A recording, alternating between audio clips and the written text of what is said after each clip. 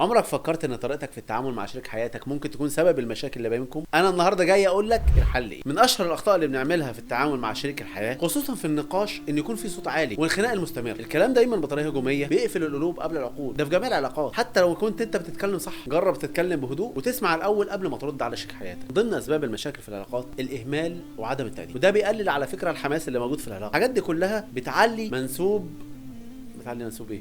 بتعلي منسوب الحب في العلاقه، بتعلي منسوب التقدير في العلاقه، بتعلي منسوب التعامل والتواصل بيبقى افضل في العلاقات. ومن افضل ما يكون في العلاقات ان يكون في ما بيننا حوار بناء، ان احنا نتعلم ازاي نتعامل مع بعض في المشاكل. البرود في العلاقات بيحسس اللي قدامك انه ملوش قيمه. لمسه بسيطه، كلمه حلوه ممكن تعيد الدفء تاني للعلاقه. على فكره العلاقات دايما بتبقى مبنيه على الموده والرحمه، وجعل بينكم موده ورحمه. ان من افضل الوسائل اللي تستخدمها مع شريك حياتك بالنسبه للكلام الحلو ان انت تقول له انا مقدر تعب، ان انت تقول له كلمه حلوه تراضيه بيها. استخدامك الكلام الايجابي في العلاقات ده بيخلي اللي قدامك يتاثر بيه. كلمه حلوه زي مثلا وجودك في حياتي ده شيء مهم، زي مثلا انا مقدر وجودك جنبي، تقول له انا مقدر تعبك حتى لو كان هو حاجه بسيطه اللي بيعملها. كل الكلام اللي انا قلته ده بيفرق جدا في العلاقه خصوصا مع شريك حياتك، لان ده اقرب حد ليك. خلي بالك ان كل واحد فينا كشريك حياه محتاج المساحه الشخصيه اللي بيتعامل فيها، وده مهم جدا للحفاظ على العلاقات. لازم تعبر دايما عن حبك حتى ولو باساليب بسيطه، او كلمه حلوه او نظره مليانه حب تحسس شريك حياتك ان فعلا انت مهتم بيه وعايز تراضيه. كل الكلام ده هيفرق معاك جدا